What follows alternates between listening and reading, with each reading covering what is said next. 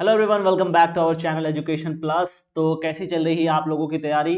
तो कल है आप लोगों का analogue electronic circuit computer science third semester का एग्जाम। तो आई होप आप लोगों का प्रिपरेशन अच्छा चल रहा होगा। ठीक है, तो उस प्रिपरेशन को थोड़ा सा और बूस्ट करने के लिए आप लोगों के डिमांड पर, जैसे कि हम लोग का हर एग्जाम टाइम में मोस्ट एक्सपेक्टेड क्वेश्चन सीरीज आता है, तो आप लोग रेडी हैं इस सेशन के लिए? ठीक है, तो फटाफट आप लोग कमेंट कीजिएगा कि हाँ हम लोग रेडी हैं। और आज जो भी चीज हम लोग आज डिस्कस करेंगे, जो क्वेश्चन भी डिस्कस करेंगे, ठीक है, उन सारे क्वेश्चन को आपको अच्छी तरीके से क्या कर लेना है, बना लेना है। ठीक है, आपको ऊपर इसका सॉल्यूशन भी मिल जाएगा, सारा चीज मिल जाएगा।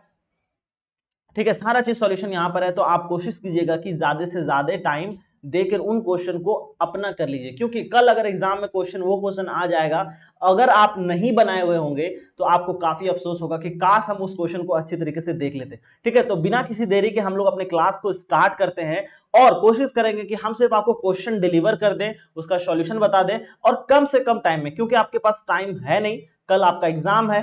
ठीक है, कल आप ज्यादा तो पढ़ाई कर नहीं पाएंगे, ऑब्जेक्टिव वगैरह देख सकते हैं तो ज्यादा बेहतर है। ठीक है, लेकिन आज भर आपके पास टाइम है, इसीलिए जल्दी जल्दी हम लोग क्लास को स्टार्ट करेंगे और रैप अप करने की कोशिश करेंगे। तो चलिए बिना किसी देरी के अपनी क्लास को स्टार्ट करते हैं। और जो भी स्टूडेंट अभी फर्स्ट टाइम एजुकेशन प्लस को विजिट कर रहे हैं, तो आपसे रिक्वेस्ट है कि आप इस चैनल को ज्वाइन कर लीजिए, क्योंकि इन फ्यूचर भी आप लोगों को ये काफी मदद करने वाला है। ठीक है, दैट्स ऑल। क्लास को हम लोग स्टार्ट करते हैं। चलिए, तो जैसा कि ये थर्ड सेमेस्टर का क्या ये हमारा मोस्ट एक्सपेक्टेड क्वेश्चन सीरीज का ये हमारा सेशन नंबर 2 होने वाला है। किसका? एनालॉग इलेक्ट्रॉनिक सर्किट का। ठीक है, जब तक आप लोग का एग्जाम होते रहेगा तब तक हम आप लोग से ऐसे ही अच्छे अच्छे सेशन के साथ आप लोगों से मिलेंगे। चलिए, तो पहला क्वेश्चन क्या है भाई? पहला क्वेश्चन कह रहा है हाँ चलिए ठीक है, आप इन सब ये नंबरिंग पे ध्यान मत दीजिएगा। ठीक है, ये थोड़ा सा एरर है। ये क्वेश्चन आप लोग ऐसे मान के चलिए कि यहां पर जो क्वेश्चन सिर्फ देख रहे हैं, नंबरिंग पे ध्यान नहीं देना है। सबसे पहला क्वेश्चन कह रहा है कि with the neat sketch explain and the working of zener diode and IV characteristic. ठीक है, तो आपको सबसे पहले जीनर डायोड क्या चीज होता है वो अच्छे से देख लेना है। जीनर डायोड क्या होता है? ये आपका एक सिंबॉलिक रिप्रेजेंटेशन है जीनर डायोड का। अगर आपको ऑब्जेक्टिव में दिख जाए कि जीनर डायोड होता क्या है, तो आप अच्छी तरीके से आई थिंक आप लोग कर ले जाएंगे। Just a second. हाँ ठीक है, चलिए नेक्स्ट क्या था हमारा कि जीनर डायोड, ये हमारा सिंबल है, और ये आपका क्या, अगर आपको मार्केट में अगर जाते हैं तो आपको जीनर डायोड ऐसा कुछ देखने को मिलेगा। तो चलिए बात करते हैं कि जीनर डायोड होता क्या है। ठीक है, ये जीनर डायोड एक डायोड ही है। ठीक है, बस एक स्पेशल डायोड है। डायोड आपका सिर्फ एक कंडीशन में फॉरवर्ड बायस में काम करता है, लेकिन ये आपको दोनों कंडीशन में देखता हुआ मिलेगा काम करते हुए। तो क्या it allow current to flow not only from anode to cathode but also from cathode to anode, यानी कि रिवर्स बायस में, when the applied voltage reach the zener breakdown. ठीक है, एक स्पेशल केस है जीनर डायोड, तभी आपका voltage वहां पर देखने को मिलेगा।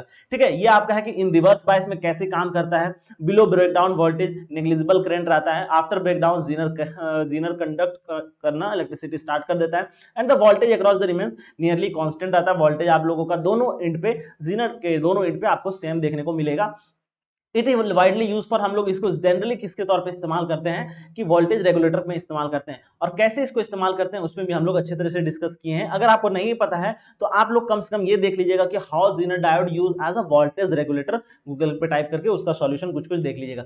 नहीं तो अदरवाइज आप ये भी लिख देंगे तो कोई दिक्कत नहीं। अब आइए हम इसका आईवी कैरेक्टरिस्टिक देखते हैं कि यानी कि करंट वर्सेस वोल्टेज के बीच में इसका क्या रिलेशन है। ठीक है, अगर हम फॉरवर्ड बायस की तरफ जाएंगे तो आपको एक ऐसा कुछ ग्राफ देखने को मिलेगा। ठीक है, लेकिन जैसे हम रिवर्स बायस में जाते हैं तो आपको स्टार्टिंग में कुछ आपको निग्लिजिबल करंट बनता हुआ दिखेगा। ठीक है, लेकिन जैसे ही आपका जीनर ब्रेकडाउन रीजन आ जाएगा, ठीक है, एक ऐसा रीजन जिसके बाद मतलब कि जीनर ब्रेकडाउन रीजन आने के बाद, नी वोल्टेज पहुंचने के बाद, वहां पर अचानक से आपको सडन चेंज देखने को मिलेगा कि इसमें करंट में। ठीक है, जिसकी वजह से आपको करंट बनता हुआ दिखेगा। और उसके बाद और कुछ देर के बाद आपको यहां पर एक और फिनोमेनन देखने को मिलता है जिसको बोलते हैं एवेलांच ब्रेकडाउन। ठीक है, वो क्या चीज होता है वो भी आपको पता है अच्छे तरीके से। अगर नहीं पता है तो आप लोग एक बार देख लीजिएगा। ठीक है, ये क्या होते हैं, इलेक्ट्रॉन, इसमें एक चेन रिएक्शन होने की वजह से आपको सडन चेंज इन करंट दिखता है, क्योंकि इलेक्ट्रॉन मूव करना चालू कर देता है। ठीक है, तो ये एवेलांच ब्रेकडाउन, आई थिंक ये समझ में आ गया। उसके बाद आता है वोल्टेज रेगुलेशन, ये आपको एप्लीकेशन में इस्तेमाल किया जाता है। ठीक है, उसके बाद क्लीपर सर्किट जो होता है, क्लीपर सर्किट और क्लैंपर सर्किट है, उसमें भी काफी हद तक इसको हम लोग इस्तेमाल करते हैं जीनर डायोड को।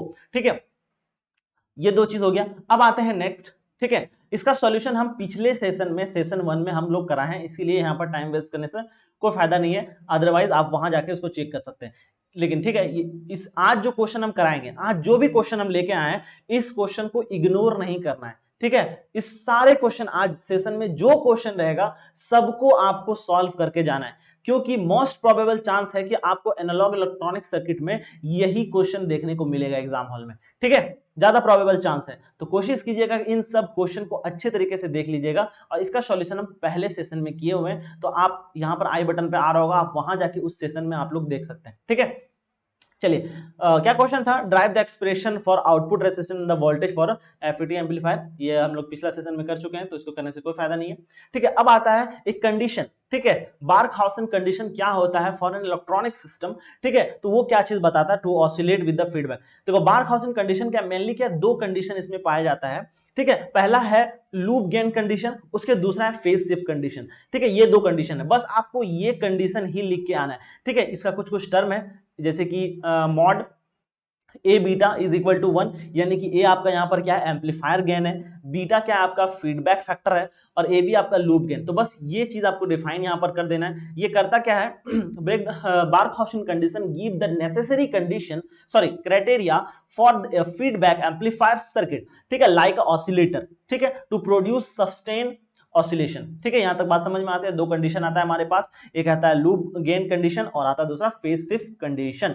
ठीक है, अगर देखो यहां पर एक चीज लिखा हुआ है, this means the magnitude of loop gain, यानी कि हमारा जो फर्स्ट कंडीशन है वो हमारा एग्जैक्टली 1 होगा या फिर 0 होगा, और कोई भी इसमें चीज नहीं आएगा। ठीक है, यानी कि हमारा जो होगा एग्जैक्टली 1 होगा। ठीक है, और 0 डेसिबल। ठीक है, यहां तक बात क्लियर है आप लोगों को।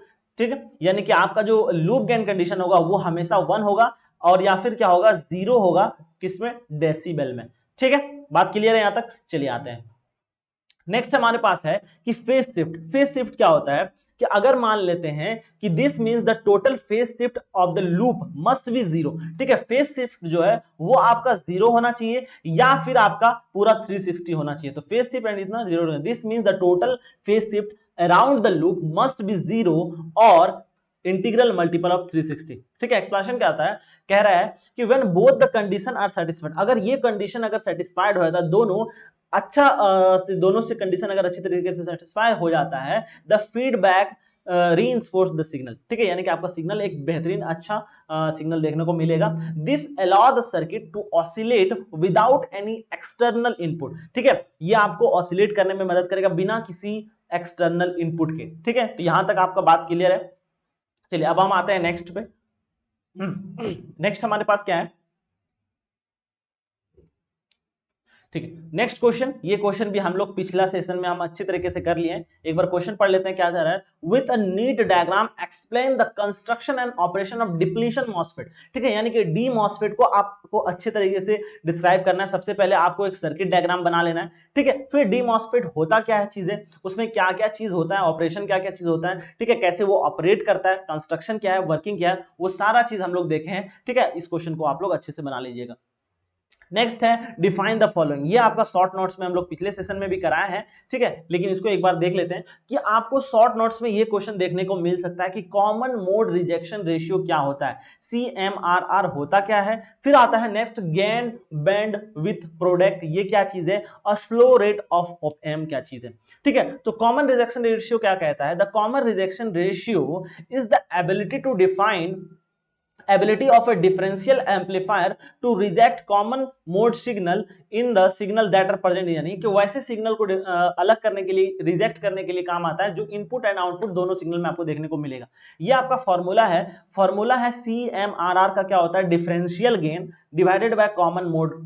ठीक है, यानी कि आपको अगर निकालना है CMMR तो डिफरेंशियल गेन जो है उसको अगर हम लोग कॉमन मोड गेन के साथ डिवाइड कर दें तो हम लोग को CMMR देखने को मिलेगा। अगर इसी को डेसिबल में यूज करना है तो हमारा जो फॉर्मूला है 20 log 10, उसके बाद यहां पर आप जो निकाले CMMR log CMMR यहां पर लिख देना है। ठीक है, तो यहां पर आपको देखने को मिल जाएगा आपको इन डेसिबल। सिग्निफिकेंस क्या है, अगर मान लेते हैं आपका CMMR क्या है, कॉमन मोड रिजेक्शन क्या है, ज्यादा है, ठीक है, make better rejection of noise, आपको नॉइज क्या बोलेगा, पूरी तरह से क्लीन कर देगा। नॉइज बोले तो कि जो सिग्नल हम लोग को यूज नहीं है, जो हम लोग का डिजायर्ड सिग्नल है वो तो हमारे लिए फ्रूटफुल है, लेकिन जो सिग्नल हम लोग के लिए काम के नहीं है वो आपका नॉइज में गिनती हो जाएगा, तो उसको क्लीन करने में काम का आता है, ठीक है, यानी कि and the interface of and both input line equally, ठीक है। अब आता है दूसरा दूसरा हमारे पास गेन बैंडविड्थ प्रोडक्ट, ठीक है।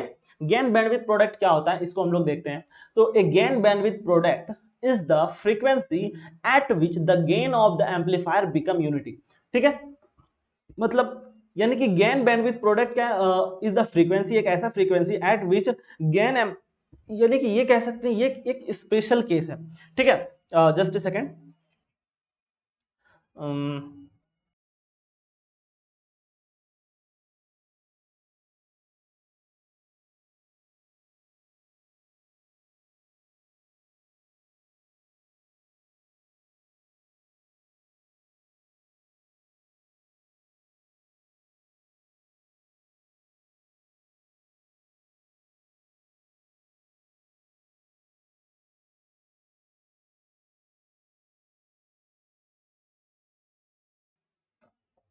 ठीक है, आवाज आई थिंक क्लियर होगा। चलिए, और यहाँ पर अगर आपको नहीं दिख रहा है तो यहाँ पर इस क्लास के बाद आपको कुछ देर के बाद में आपको यहाँ पर पीपीटी मिल जाएगा, क्लास नोट्स, आप वहां से इसको डाउनलोड करके इजीली आप लोग अच्छे तरीके से देख सकते हैं, ठीक है। तो यहाँ पर आपको टेंशन नहीं लेना है कि यहाँ पर दिख नहीं रहा है, थोड़ा सा पीछे ढक गया है, तो टेंशन मत लीजिए, वो आपको आराम से दिख जाएगा, ठीक है। तो क्या था हमारा, हाँ, गेन बैंडविड्थ प्रोडक्ट।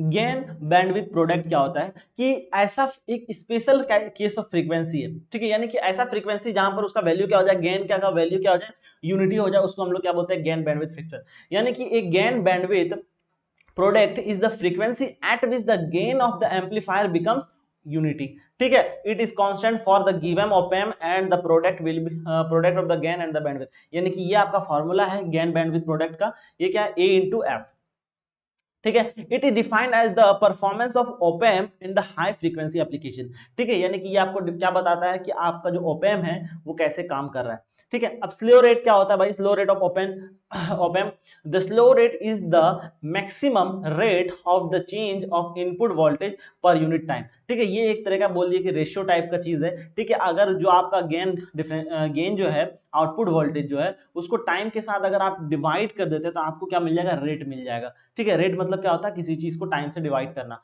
ठीक है। इसके बाद फिर क्या चीज है, it limit the ability of op-amp to respond quickly on the fast changing high slow rate, means that the better the performance and the high speed will be signal, ठीक है। तो ये आपका थोड़ा सा क्या है, स्लो रेट डिफिनेशन, सारा चीज आपका छोटा छोटा चीज जो आपको एग्जाम में लिख के आना है, तो ये चीज आप एक बार देख के इसको अच्छे तरीके से याद कर लेंगे, ठीक है। ठीक है, हाँ, ये है, ये क्या चीज है, ये कुछ नहीं है, ठीक है। अब देखो, calculate the voltage gain and calculate the voltage gain and this, यहाँ पर सर्किट ही मिसिंग है, ठीक है। यहाँ पर ये जो क्वेश्चन है, ये क्वेश्चन भी हम लोग पिछले सेशन में करवाए हुए हैं, ठीक है, तो इसका भी टेंशन मत लेना है, आप वहां से जाके इसको देख सकते हैं, ठीक है, क्योंकि ये क्वेश्चन हम पिछले करवाए हैं, ये न्यूमेरिकल क्वेश्चन है और सर्किट डायग्राम है, तो वहां से आप लोग देख लीजिएगा, ठीक है। दूसरा है describe the Miller effect and drive an equation for the Miller input and output capacitor, ठीक है, यानी कि मिलर इफेक्ट होता क्या चीज है, आपको इक्वेशन बताना है, ठीक है। इन mirror input and output equation दोनों दोनों आपको बताना है, ठीक है। तो ये आपका क्या है, डेफिनेशन हो गया, the mirror effect is the phenomenon in the amplifier where the capacitor connected between the input and output, ठीक है, आउटपुट, ठीक है। उसके बाद appears as much larger capacitor as an input due to amplifier gain is mainly affect the inverting amplifier like the common emitters और inverting op-amp, ठीक है। तो ये सारा चीज आप लोग एक बार याद कर लेंगे, एक्सप्लेनेशन आपको यहाँ पर दिया गया है, आप लोग एक बार क्लियरली इसको देख लीजिएगा, ठीक है। डेरिवेशन भी यहाँ पर है, आप इसको एक बार देख, क्योंकि आप लोग ये सारा चीज किए हुए हैं, ठीक है, तो ज्यादा वेट करने से कोई फायदा नहीं है, आप एक बार इसको जरूर देख लीजिएगा, ठीक है। ये क्वेश्चन भी कन्वेंशनल फुल वेव रेक्टिफायर, इसका भी सर्किट डायग्राम के साथ हम लोग पिछले सेशन में किए हुए हैं, ठीक है, तो ये आप वहां से एक बार जरूर देख लीजिएगा, ठीक है। चलिए अब आते हैं कि with the suitable diagram explain PN junction diode, also draw the IV characteristic. PN junction क्या होता है, ठीक है, पीएन जंक्शन डायोड क्या होता है, पीएन जंक्शन डायोड क्या होता है ये हम लोग अच्छे तरीके से जानते हैं। PN junction diode is the semiconductor device with the two terminal, ठीक है, यानी कि एक डिवाइस है जिसमें कितना होता है, दो टर्मिनल होता है, anode and cathode, that allow current, इसमें सिर्फ करंट एक ही डायरेक्शन से फ्लो होगा, one direction. The interface between, ये बनता कैसे है, जब आपका पी और एन टाइप का सेमीकंडक्टर को आप एक साथ मिलाते हैं, ज्वाइन करते हैं, ठीक है, तो वहां पर आपको एक जंक्शन बनता है जिसको हम लोग बोलते हैं पीएन जंक्शन, ठीक है। पीएन जंक्शन एक्सप्लेनेशन क्या है चीज, अब देखो कि at the junction electron and the hole recombine, जैसे आप पी टाइप को और एन टाइप को कंबाइन करते हैं, यहां पर होल एंड इलेक्ट्रॉन क्या होता है, एक दूसरे से रिकॉम्बाइन करते हैं और क्या करते हैं, एक लेयर का फॉर्मेशन करते हैं। कौन सा लेयर, डिप्लीशन लेयर, ठीक है। जब डायोड को आप फॉरवर्ड बाइस में रखते हैं, ठीक है, तो आपका धीरे धीरे डिप्लीशन लेयर क्या होता है, छोटा होने लगता है, जिसकी वजह से आपको एक करंट कंडक्ट होते हुए दिखता है। लेकिन जैसे आप रिवर्स बाइस में लगाते हैं तो आपका डिप्लीशन लेयर क्या होगा, बड़ा होना, मतलब कि और बड़ा होने लगेगा, डिप्लीशन लेयर फैलने लगेगा, जिसके वजह से करंट मूव करना, करंट पास करना काफी डिफिकल्ट हो जाएगा और एक समय आ जाएगा कि काफी इम्पॉसिबल हो जाएगा और करंट फ्लो नहीं करेगा, जिसकी वजह से आपको डायोड में सिर्फ एक ही डायरेक्शन में करंट देखने को मिलता है, ठीक है। उसके बाद फिर ये आपका एप्लीकेशन है, वोल्टेज रेगुलेशन में यूज करते हैं, सिग्नल प्रोसेसिंग में यूज करते हैं, और ये आपका आईवी कैरेक्टरिस्टिक है, ये आप एक बार बना लीजिएगा तो एग्जाम में अच्छी तरीके से आप लोग इसको बना लीजिएगा, ठीक है। अब देखो explain the positive clipping and negative clamping circuit, ठीक है। अब पॉजिटिव क्लिपिंग क्या होता है और निगेटिव क्लैंपिंग सर्किट क्या होता है।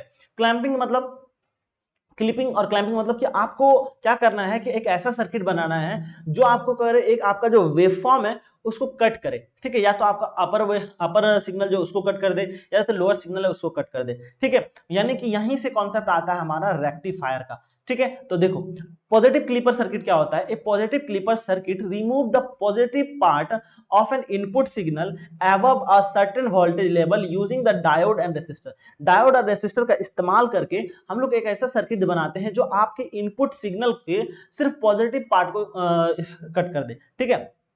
क्या कहता है, रिमूव द पॉजिटिव पार्ट, यानी कि अगर मान लें कि ये आपका कोई सिग्नल है, ये पॉजिटिव वाला पार्ट है, तो आपको इनपुट में, आउटपुट में सिर्फ आपको नीचे वाला पार्ट दिखेगा, आउटपुट वाला क्या हो जाएगा, पॉजिटिव हाफ कट हो जाएगा, ठीक है। वर्किंग कैसे करता है, diode is connected in reverse bias, आपका डायोड जो है वो रिवर्स बायस पे कनेक्ट है। When input voltage exceed the threshold voltage threshold and the diode conduct and clip the positive peaks, ठीक है।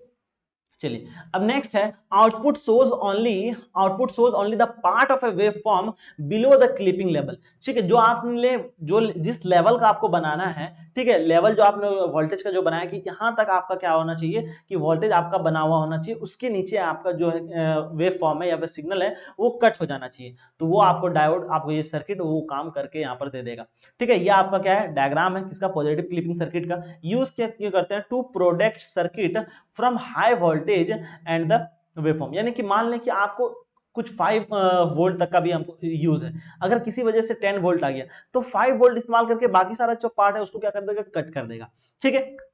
ये सब चीज कौन करता है, क्लिपिंग सर्किट काम करता है। अब निगेटिव क्लैंपिंग सर्किट क्या होता है भाई, देखो ये negative clamping circuit shift the entire input wave form downward, ठीक है, downward that it climb to the negative voltage level, ठीक है। मतलब अगर कोई वोल्टेज पॉजिटिवली काफी ऊंचा वोल्टेज आ रहा था, यानी कि हाई लेवल वोल्टेज आ रहा था, उसको क्या करेगा, शिफ्ट करके लो वोल्टेज में बढ़ देगा, यानी कि इसको क्लैंप करके उसमें कट कर रहा था, इसमें क्या कर रहा है, चेंज कर देगा। आपका जो इनपुट सिग्नल आ रहा है हाई इनपुट सिग्नल, उसको कन्वर्ट करके आपको क्या कर देगा, नेगेटिव सिग्नल में बता देगा, ठीक है। तो ये आपका वर्किंग है, एक बार इसको पढ़ लीजिएगा। और ये आपका एक डायग्राम है, ठीक है, यानी कि सर्किट डायग्राम है किसका, क्लैंपिंग सर्किट का। यूज हम लोग किसमें करते हैं, in TV receiver, signal restoring and wave form shifting, ठीक है। चलिए नेक्स्ट क्वेश्चन है क्या, with the help of block diagram explain the concept of feedback, ठीक है। फीडबैक क्या चीज होता है उसका हम लोग को आपको अच्छे तरीके से बताना है कि फीडबैक होता क्या है, ठीक है। ब्लॉक डायग्राम बनाना है, ठीक है।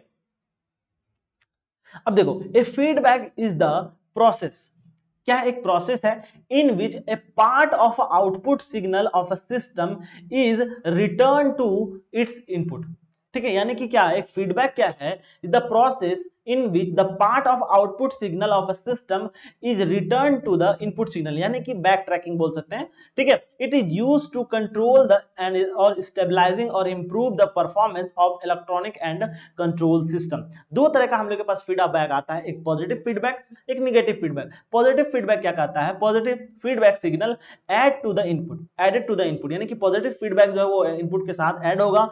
जैसे ही ये चीज होता है तो increase in gain but many causes, in many cases instability आपको देखने को मिलेगा, ठीक है। यूज हम लोग इसको ऑसिलेटर में इस्तेमाल करते हैं। निगेटिव फीडबैक क्या होता है, signal subtract from the input signal. Negative feedback जो होता है, आपका जो इनपुट सिग्नल है वहां से हम लोग इसमें सब्ट्रैक्ट करते हैं, यानी कि वहां से कुछ पार्ट हम लोग उसका निकाल लेते हैं, ठीक है। अब देखो रिड्यूस, जैसे ये कुछ करते हैं आप तो reduce gain but improve stability आपको इंक्रीज कर देगा, बैंडविड्थ आपका बढ़ा देगा, एंड रिड्यूस डिस्टॉर्शन, ठीक है, यानी कि वेव फॉर्म में जो भी इंस्टेबिलिटी है उसको क्लीन कर देगा, ठीक है। यूज इन एम्पलीफायर में इस्तेमाल करते हैं, कंट्रोल सिस्टम में। और ये है आपका ब्लॉक डायग्राम, तो इसको एक बार अच्छी तरीके से आप लोग देख लीजिएगा, ठीक है। चलिए अब आते हैं नेक्स्ट, हमारा क्या क्वेश्चन है, with neat circuit diagram and the wave form explain the working of full wave bridge rectifier, ठीक है। आपको रेक्टिफायर बताना है, अभी थोड़ी देर पहले क्लिपिंग पढ़े, क्लैम्पर पढ़े, वहीं से फिर आता है हम लोग के पास रेक्टिफायर। रेक्टिफायर क्या चीज होता है, फुल वेव रेक्टिफायर क्या होता है, ठीक है। अब देखो एक फुल वेव रेक्टिफायर क्या करता है, एक full wave bridge rectifier convert AC signal, आपके पास जो एसी सिग्नल है जिसमें पॉजिटिव और नेगेटिव दोनों पार्ट है, ठीक है, इनपुट पल्सेटिंग डीसी, आपको इसको कन्वर्ट कर देना है किसमें, पल्सेटिंग डीसी, ठीक है, आउटपुट यूजिंग किससे, 4 डायोड, यानी कि आप जितना भी डायोड इस्तेमाल कर सकते हैं। Diode arrange in a bridge configuration, it allow both half cycle of AC input to conduct and improve the efficiency and compare to the half wave rectifier. अब देखो हाफ वेव रेक्टिफायर जो है कि मान ले कि ये आपका एसी सिग्नल है, तो ये सिर्फ आपका हाफ ऑफ द वेव ही इस्तेमाल कर पाता है, ठीक है। हाफ वेव रेक्टिफायर क्या करता है, अगर आपका कोई एसी आ रहा है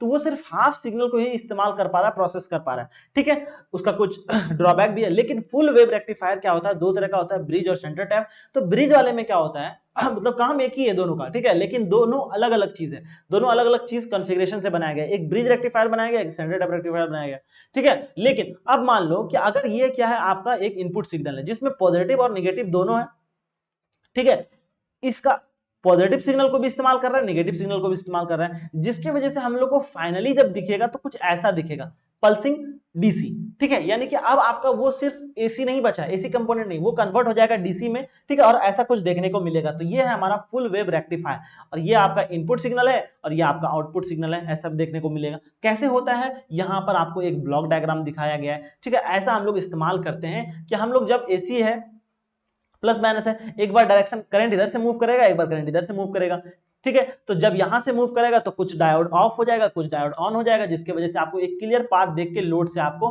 वापस मिल जाएगा। तो ये आपका एक डायग्राम है, ठीक है। अब पॉजिटिव हाफ साइकिल में कैसे काम करता है, नेगेटिव हाफ साइकिल में कैसे काम करता है, दोनों अच्छे तरीके से यहाँ पर डिस्क्राइब किया गया है, वो आप लोग एक बार देख लीजिएगा। अब आता है बात, यहाँ पर पूछा गया था क्या, रिपेल फैक्टर निकालने के लिए, ठीक है, so that it's ripple factor is इतना, ठीक है, यानी कि एसी सर्किट का रिपल फैक्टर आपको 0.4 बताना है कैसे। तो रिपल फैक्टर निकालने के लिए कुछ कुछ चीज हम लोग को पहले से पता होना चाहिए, जैसे कि एवरेज वोल्टेज, वीआरएमएस हम लोग को पता होना चाहिए। तो आइए पहले वो सब कुछ चीज देखते हैं कि रिपल फैक्टर कैलकुलेशन। देखो एवरेज, ठीक है, यानी कि वी डीसी आपको निकालना है, तो इसका फॉर्मूला क्या होता है, 2Vm, यानी कि we maximum divided by pi. इसको जैसे डिवाइड करेंगे तो आपको पीक वोल्टेज मिल जाएगा, ठीक है, सॉरी पीक वैल्यू नहीं, वी एवरेज डीसी वोल्टेज मिल जाएगा। फिर उसी तरह हम लोग आरएमएस वैल्यू निकाल लेंगे। रिपल फैक्टर होता है under root V RMS square divided by V DC, ठीक है, इसका होल स्क्वायर -1 कर देंगे तो हमको रिपल फैक्टर देखने को मिलेगा, ठीक है। तो इसको हम लोग सॉल्व करके जब यहाँ पर वैल्यू पुट करेंगे तो हम लोग को देखने को मिलेगा कि आपका रिपल फैक्टर इस डीसी के लिए आपको क्या देखने को मिलेगा, 0.482, ये आपको देखने को मिलेगा। एक इसके लिए क्या बोलते हैं, ब्रिज बैक रेक्टिफायर का आपको रिपल फैक्टर निकालना रहेगा, ठीक है। चलिए चलिए नेक्स्ट क्वेश्चन हमारे पास क्या है,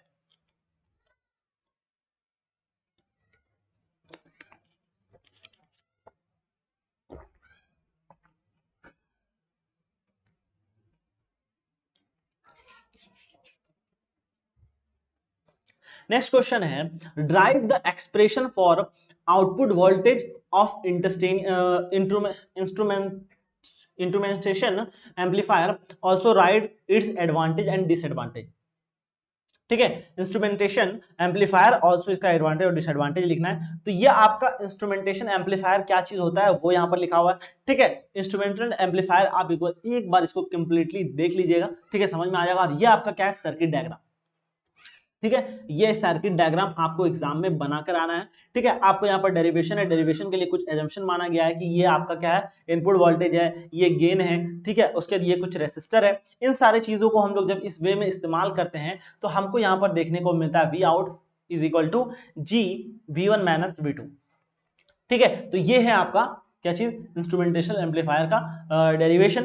ठीक है, एडवांटेज क्या क्या चीज होता है भाई, high common mode rejection ratio होता है इसका। ठीक है, एक्यूरेसी इसका बहुत बेहतरीन होगा, आपको नॉइज इसमें बिल्कुल देखने को नहीं मिलेगा। ठीक है, easy to adjust gain voltage. ठीक है, डिसएडवांटेज क्या है, कॉस्टली है। ठीक है, that the signal op amp circuit. ठीक है, उसके बाद फिर स्ट्रेट कॉम्प्लेक्स सर्किट, यानी कि ये एक कॉम्प्लेक्स सर्किट है, क्योंकि आप यहीं पर देख सकते हैं कि ये काफी आपको बहुत कॉम्प्लेक्स जैसा सर्किट डायग्राम देखने को मिल रहा है यहाँ पर। ठीक है, और bandwidth reduce at high gain, bandwidth आपका जब डिक्रीज कर जाएगा तो आप बैंडविथ अगर जैसे डिक्रीज करेगा तो आप ज्यादा फ्रीक्वेंसी इस्तेमाल नहीं कर सकते। जितना बड़ा रोड रहेगा उतना ही गाड़ी यहाँ पर से पास कर पाएगा। लेकिन अगर मान लें आपका बैंडविथ इतना है तो बहुत सारा गाड़ी पार हो रहा है यहाँ से, लेकिन अगर बैंडविथ ही छोटा है तो आपका बहुत कम गाड़ी पार होगा। गाड़ी से सिग्निफिकेंस है यहाँ पर व्हीकल से सिग्निफिकेंस है कि यहाँ पर आपका फ्रीक्वेंसी है। तो अगर बैंडविथ ही नैरोवर हो जाएगा तो आपका गेन भी इंक्रीज कर जाएगा। ठीक है, अब देखो डिसएडवांटेज, सॉरी क्वेश्चन क्या है, चलिए अब ये क्वेश्चन है हमारे पास, डिफरेंट बिटवीन जे फैट, ठीक है, जेईएफईटी एंड बीजेटी। ठीक है, इंक्लूडिंग एडवांटेज एंड डिसएडवांटेज, आपको एडवांटेज भी लिखना है, डिसएडवांटेज भी लिखना है। तो ये आपका फीचर्स है कुछ, ये आपका फीचर्स है। ठीक है, ये जेफैट के लिए, यानी कि अगर हम देखें टाइप ऑफ डिवाइस की अगर हम बात करें तो जेफैट जो है ये यूनिपोलर है, लेकिन आपका बीजेटी जो है ये बाइपोलर जंक्शन है। ठीक है, यानी कि ये क्या है, बाइपोलर है। अगर कंट्रोल पैरामीटर की बात करेंगे, वोल्टेज कंट्रोल डिवाइस है, इसको हम लोग वोल्टेज कंट्रोल कर मतलब कि हम लोग इसका कंट्रोल यूनिट समझो कि वोल्टेज है। ठीक है, हम लोग वोल्टेज से ऑपरेट करते हैं, लेकिन इसको हम लोग कैसे करते हैं, इसको हम लोग करंट से ऑपरेट करते हैं। इनपुट इंपीडेंस वेरी हाई, ये मॉडरेट रहता है। Input current control by gate source voltage VGS. ठीक है, उसके बाद हम लोग इसको कहां से ऑपरेट करते हैं, बाय यूजिंग बेस करंट। ठीक है, अब उसके बाद बात करेंगे नॉइज लेवल क्या रहता है, बहुत कम। इसमें क्या आता है, कंपेयर टू जेफैट बहुत ज्यादा इसमें नॉइज रहता है। थर्मल स्टेबिलिटी की बात करें तो ये काफी बेटर है। ठीक है, लेकिन ये क्या है, जेफैट की तुलना में ये बहुत कम है। ठीक है, पावर गेन बहुत कम पावर, लेकिन ये बहुत ज्यादा पावर इस्तेमाल करता है। ठीक है, स्विचिंग फास्ट, इसका स्विचिंग यानी कि इसका हम लोग इस्तेमाल करते हैं, इसका स्पीड जो है, स्विचिंग स्पीड जो बहुत स्पीड है, लेकिन इसके तुलना में ये भी फास्ट है, लेकिन इसके तुलना में बहुत कम है। ठीक है, ऐसा नहीं है कि ये बहुत स्लो है, इसके तुलना में ये बहुत स्लो है। ठीक है, लेकिन हाँ ये भी काफी स्पीड है। ठीक है, एप्लीकेशन क्या है, यूज इन एम्पलीफायर बफर। ठीक है, यूज इन स्विचिंग एम्पलीफायर और ऑसिलेटर। एडवांटेज की अगर हम लोग जेफैट की बात करेंगे, हाई इनपुट इंपीडेंस, लो नॉइज, बेटर, यानी कि यही चीज को अगर हम लोग इसमें इस्तेमाल कर देंगे तो हमारा एक एडवांटेज बन जाएगा। ठीक है, और डिसएडवांटेज जेफैट की बात करेंगे तो लो गेन कंपेयर टू बीजेटी। ठीक है, लो गेन, ठीक है, लेस स्टेबल है, उसके बाद फिक्स्ड गेन है।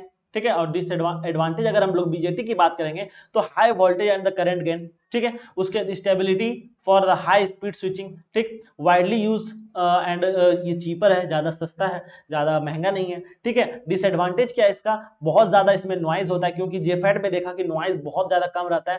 थर्मल स्टेबिलिटी भी इसका बहुत ज्यादा अच्छा नहीं है कुछ। ठीक है, और फिर रिक्वायर्स मोर इनपुट पावर, यानी कि इसका पावर बहुत ज्यादा इस्तेमाल करता है ये। ठीक है, और इनपुट इंपीडेंस भी इसका बहुत कम।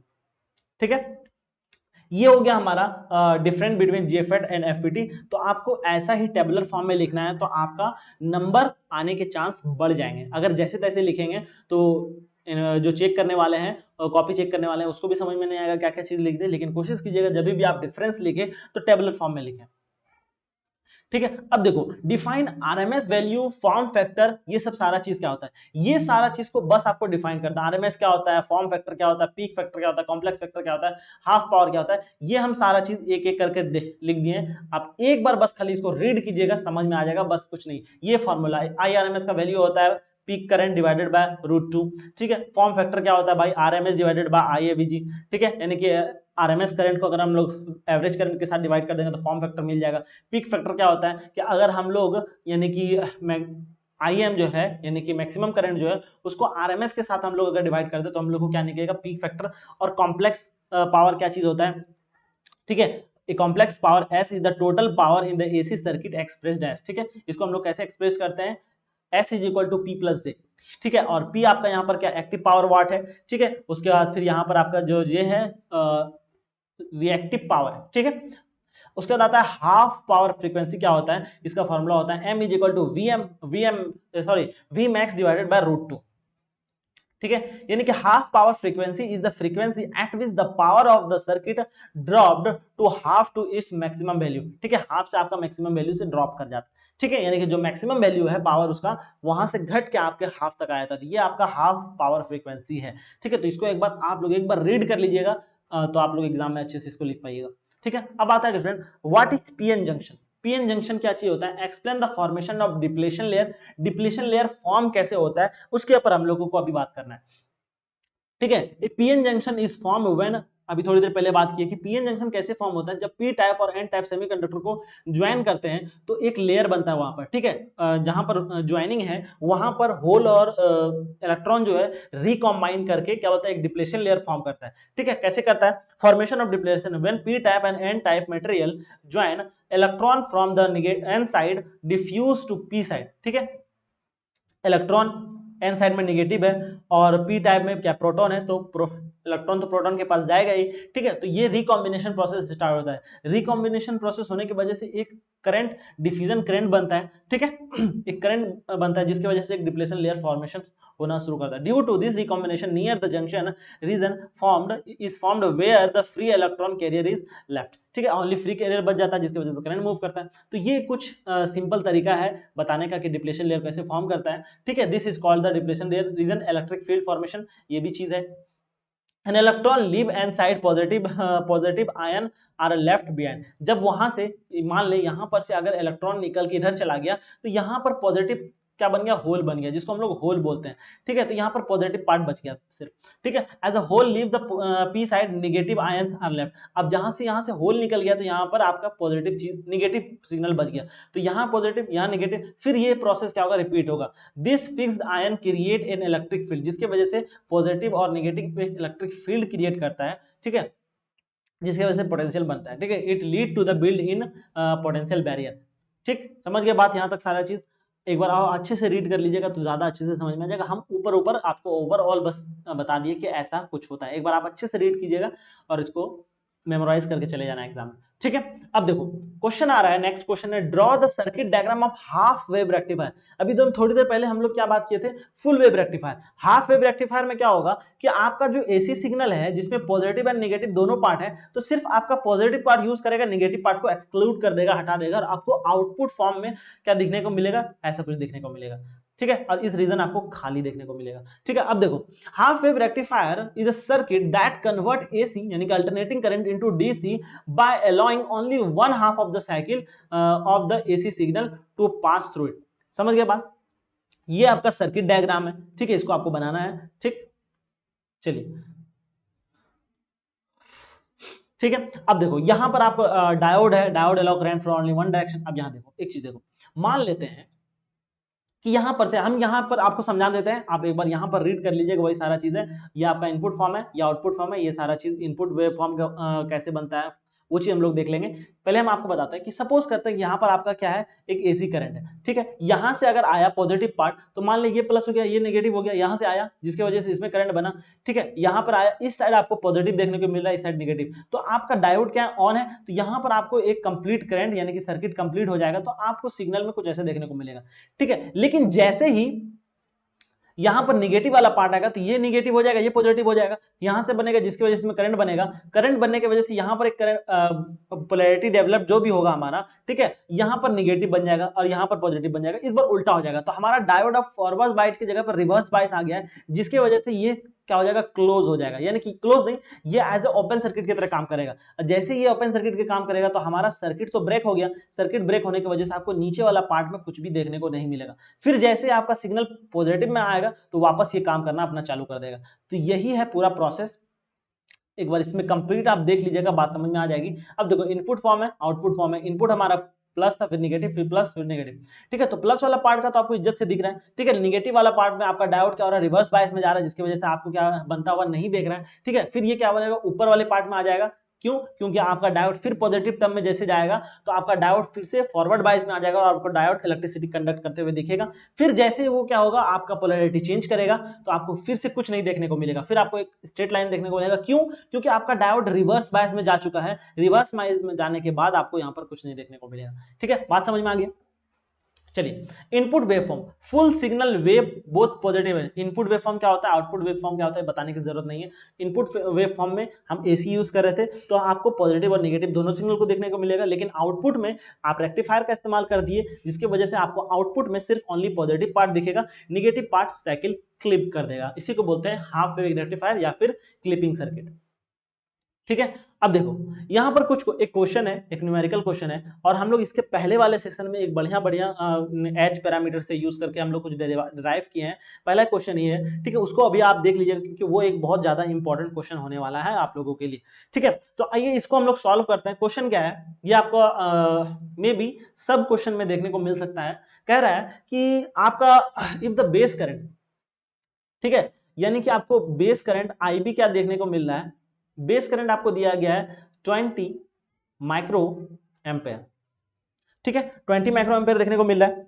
ठीक है, इसको जैसे अगर आप मिली एम्पेयर में बदलेंगे, या फिर देखो, चलिए हम इसको आपको फिर से बाद में बताते हैं। फिर क्या कह रहा है आपको, इमीटर करंट आई जो है, इमीटर करंट वो कितना भाई, 6.4 मिली एम्पेयर। अब देखो एक मिली है, एक माइक्रो है, तो क्या करना है भाई, आपको या तो इसको भी मैं इसमें मैक्रो में लेके चलिए, या फिर इसको आप मिली में बदल दीजिए। इसको जैसे ही आप मिली में बदलिएगा तो आपको यहां पर देखने को मिलेगा क्या चीज, ऐसा, इसको जैसे चेंज कीजिएगा तो ये हो जाएगा हमारा, हाँ, 0.02 मिली एम्पेयर, ये आपका ऐसा बदल जाएगा। ठीक है, अब देखो अब क्या कर रहा है, what is the value of alpha and beta, आपको अल्फा निकालना है और बीटा निकालना है। ठीक है, रेशियो है ये। तो सबसे पहले आपको कलेक्टर करंट पता होना चाहिए, तो आपके पास आईसी नहीं है। ठीक है, तो आपको फॉर्मूला पता होगा कि आई जो है बेस इमीटर करंट जो है, इमीटर करंट होता है collector current plus base current, ये होता है, ये चीज आपको पता है। तो यहां पर आपको बस क्या कहता है, रीअरेंज करके आपको बस यहां पर से कलेक्टर करंट फाइंड करना है। तो collector current IC will be equal to क्या हो जाएगा, आई माइनस आई बी। आई आपके पास क्या है भाई, 6.4 माइनस आई बी क्या है भाई, 0.02। इसको जैसे हम लोग सॉल्व करेंगे तो हमारे पास देखने को मिलेगा 6.38 मिली एम्पेयर, ये क्या मिल जाएगा, आईसी, यानी कि कलेक्टर करंट। अब देखो यहां पर हम लोग को अब अल्फा बीटा निकालना है। ठीक है, तो आओ अल्फा बीटा हम लोग जरा निकाल रहे हैं यहां पर। ठीक है, तो देखो अल्फा का वैल्यू क्या होता है, आपको alpha is equal to, sorry, alpha will be equal to, alpha जो है, अल्फा का वैल्यू होता है collector current divided by emitter current. ठीक है, ये होता है अल्फा का वैल्यू, यानी कि अल्फा क्या है, एक रेशियो है, जो जब आप कलेक्टर करंट को इमीटर करंट के साथ डिवाइड कर देते हैं,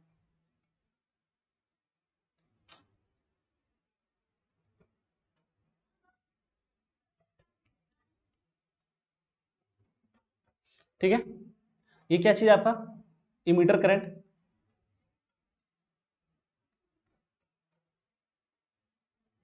ठीक है, इमीटर करंट, यानी कि अल्फा इज इक्वल टू क्या हो जाएगा, collector current divided by emitter current. अब आपके पास जो चीज है इसको पुट कर दीजिए, आईसी, आईसी क्या था मेरे भाई, आईसी आपके पास यहां पर है 6.38।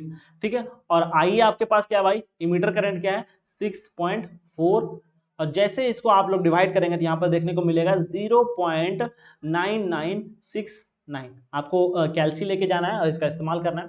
ठीक है, अब आपको बीटा निकालना है। बीटा क्या चीज होता है भाई, ठीक है, तो बीटा बिल्कुल भी, ये भी क्या एक रेशियो है। ठीक है, तो आपको कैसे निकालना है, आईसी ये क्या हो जाएगा, IC डिवाइडेड बाय IB, मतलब कलेक्टर करंट, इसीलिए तो कलेक्टर करंट निकाले थे, collector current divided by base current. तो कलेक्टर करंट कितना है भाई, कलेक्टर करंट है मेरे पास 6.38 और बेस करंट कितना था भाई, बेस करंट था मेरे पास 0.02।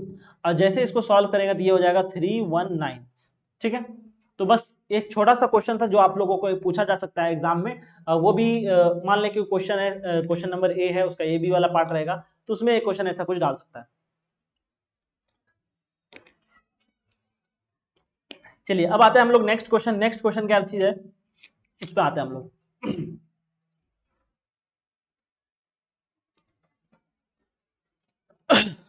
नेक्स्ट क्वेश्चन है हमारे पास, ड्रॉ द एक्सप्लेन, यानी कि ड्रॉ, आपको एक सर्किट डायग्राम बनाना है, and explain the small signal model of FET at low frequency.